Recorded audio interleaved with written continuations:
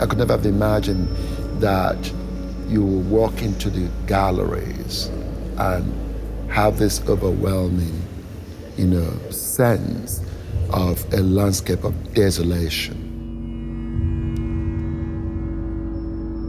Across the world, people were focused on this question of what is man, what is the human being in this moment? And so you really cannot help, I think, in some way, feel a direct connection to these images.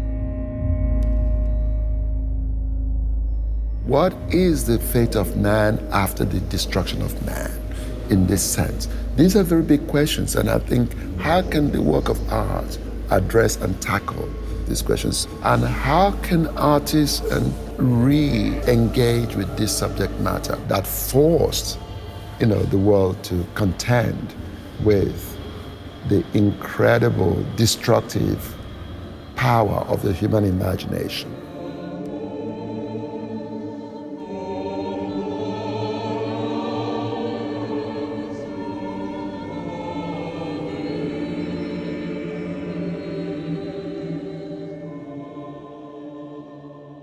Die Tatsache, dass zeitgleich an verschiedenen Punkten der Erde ähnliche Phänomene auftauchen, ähnliche Themen bearbeitet worden sind, das ist natürlich etwas, nach dem wir gesucht, was wir erforscht haben. Andererseits ist es für mich auch überhaupt nicht verwunderlich.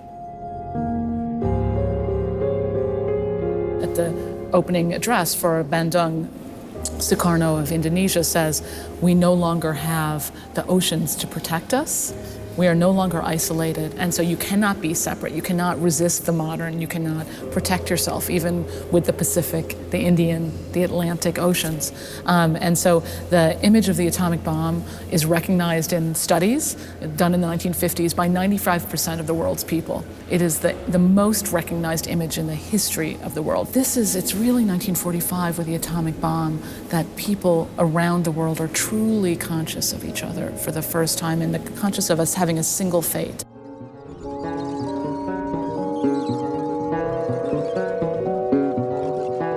So you can see that artists who don't even speak the same language share a visual language for the first time. These are connections I think you can make visually, even without reading the individual histories. It's just very physically manifested.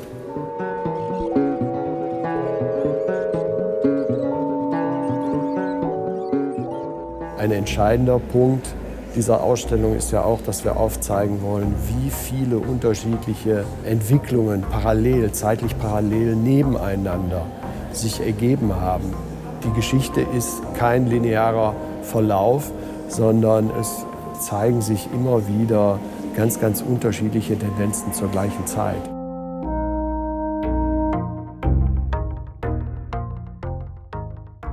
There are maybe three overarching historical patterns that we want to talk about. Conflicts, the Cold War between the traditional and the modern. There are individual identities, whether they're individual humans or individual nations finding their sovereignty and their autonomy for the first time.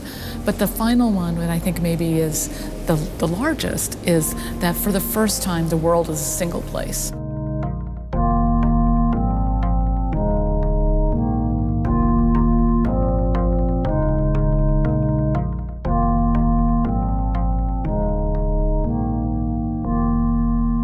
Something is missing, and that under these modern conditions, something is missing, and it's something that addresses humanity and the human condition directly. And this is part of where this room, New Images of Man, comes from. That was a central question around the world. Between abstraction and representation, what you were missing is the idea of the human center, some other way that's non-ideological but addresses human concerns, morality, philosophy, meaning, spirit. There are many different answers. So in this room, New Images of Man, many of the artists put representation and abstraction together to refuse the choice.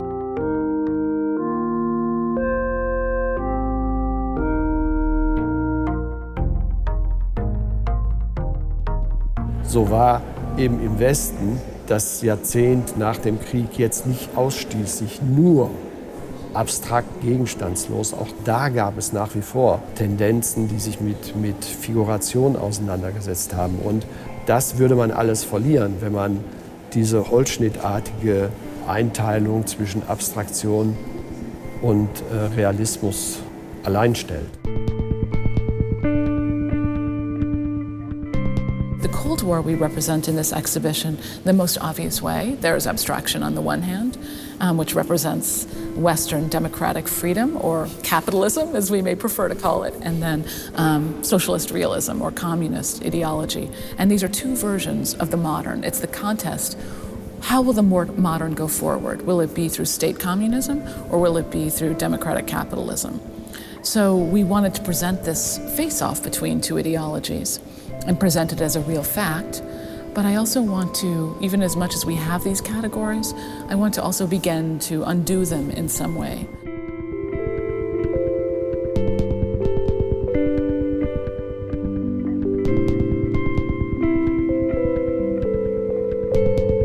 What we are proposing in the exhibition is that the artists really did not make work thinking of themselves as being reduced to the parts of the world where they came from. They were working with with an idea of a bigger understanding of the place of their ideas in the larger artistic narrative. And what we have tried to do is to try to reassemble that artistic narrative and to ask the question, how does this narrative fit into the received histories that we have had to deal with over the last 50, 60 years as representing post-war art?